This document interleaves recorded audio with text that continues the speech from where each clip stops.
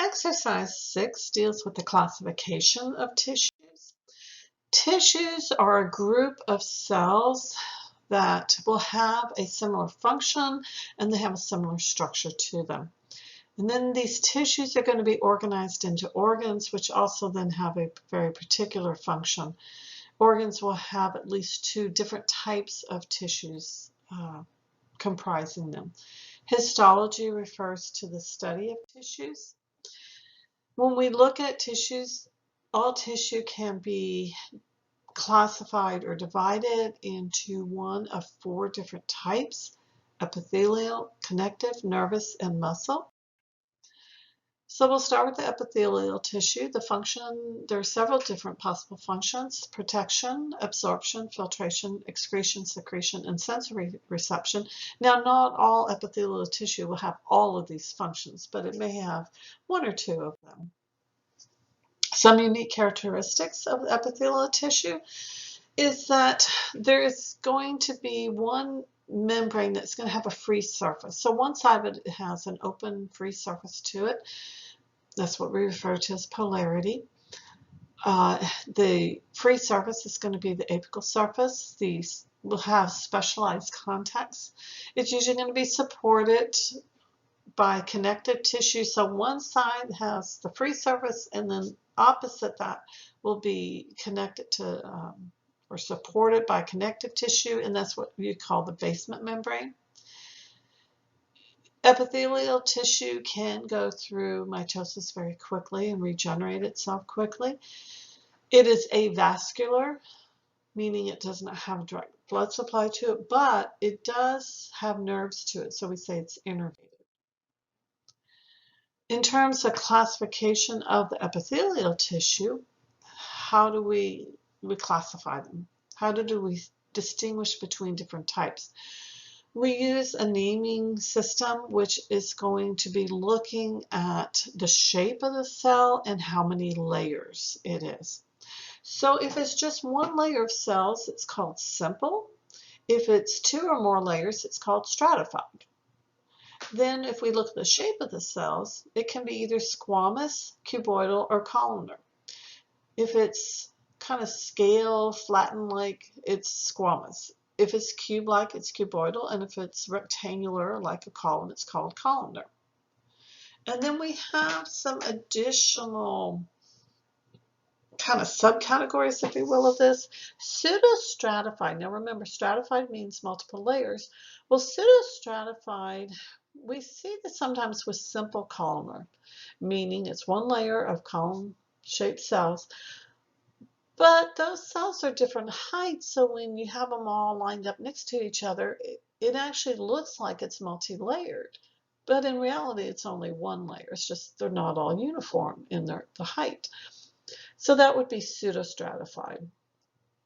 Oftentimes, pseudostratified columnar epithelial cells are often ciliated, meaning on that free surface, they do have cilia. Transitional epithelial cells, these cells are flat when they're stretched, but when they're not stretched, they're nice and round. So an example of where you would find this is in the urinary bladder, that when that organ is empty, the cells look round, but as it fills and has to stretch, they flatten out kind of like squamous cells. And this is showing just various examples of the epithelial cells in terms of, let's see, excuse me, where you have just a single layer here of the cells. Here you can see the free surface, that is, all of these have a free surface on them. This is what I was telling you, these look like columnar cells, how they look like the long columns. And then certainly here you have multi-layers, so it would be stratified.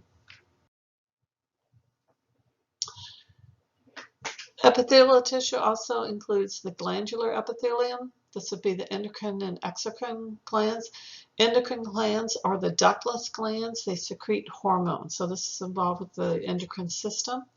They do secrete the hormones, which will go into the extracellular fluid and then enter typically into the blood and be transported to their target cell.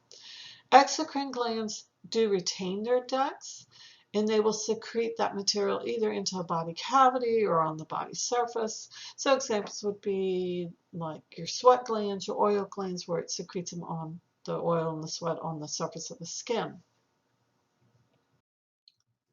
Connective tissue. This is a large category. The function is to protect, support, to also help insulate, and as the name implies, it helps to bind other tissues together. So with the classification of connective tissue, you have what's known as connective tissue proper. You have cartilage, you have bone, which is osseous tissue, and then blood. Blood is classified as a tissue, and it is in the connective tissue category. That connective tissue proper can then be subdivided into loose connective tissue and dense connective tissue. The loose connective tissue is further subdivided into the areolar, the adipose, and reticular. You may be familiar with the adipose tissue, that is fat tissue. And then the dense connective tissue is also subdivided into dense regular, dense irregular, and elastic tissue. So as you can see, there's lots of different types of the connective tissue. There is the matrix, this extracellular material between the cells. Oftentimes there may be fibers. As you can see, there's some strands here between the cells. And then here you can see as an example of the adipose tissue.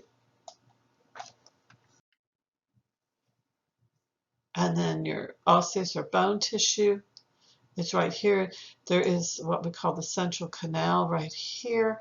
And then it looks like concentric rings around it. This would be what we call a compact bone. And you just have these layers. Very classic in its shape. And then in the bottom right here, we do have our red blood cells. This is blood sample, most of it's red blood cells. And then these are examples of some of your white blood cells. They do have a nucleus. That's what the darker purple is. The reason you don't see a nucleus with the red blood cells is because the mature ones do not have one. The extracellular matrix this is what I was saying, is produced by the cells of the connective tissue, and then it's excreted out of the cell. So it's extracellular, meaning it's outside the cell. It's going to help provide strength to that connective tissue. It may be composed of two different substances: the ground substance, which is a combination of various proteins and proteoglycans and interstitial fluid, and then the fibers. Fibers are helping to provide the support. It could be collagen fibers, elastic fibers, or reticular fibers. So you're going to look at that matrix to help you determine specifically what type of connective tissue it is. To distinguish between visually by looking at the connective tissue as well as the epithelial and the nervous and muscular, it just takes practice. So it's something that you need to make sure that you look at the slides, whether you are in a lab and have access to a microscope and slides, practice looking at those histology slides. And if you're taking class online, certainly there's a wealth of information online to be able to look at various examples of these as well, so you can identify them. Nervous tissue. The function here is to receive a stimuli and then generate an electrical impulse. Now we have two different types of nervous tissue. You have the neuroglial, sometimes just called the glial cells. These are the supporting cells that will help to protect and support and insulate the neurons, which is the second type. The neuron is the cell that actually receives that electrical impulse and then can generate it and pass it on to another cell. And so you can see in this diagram right here, this is part of the neuron here. This is kind of a classic picture showing the cell body.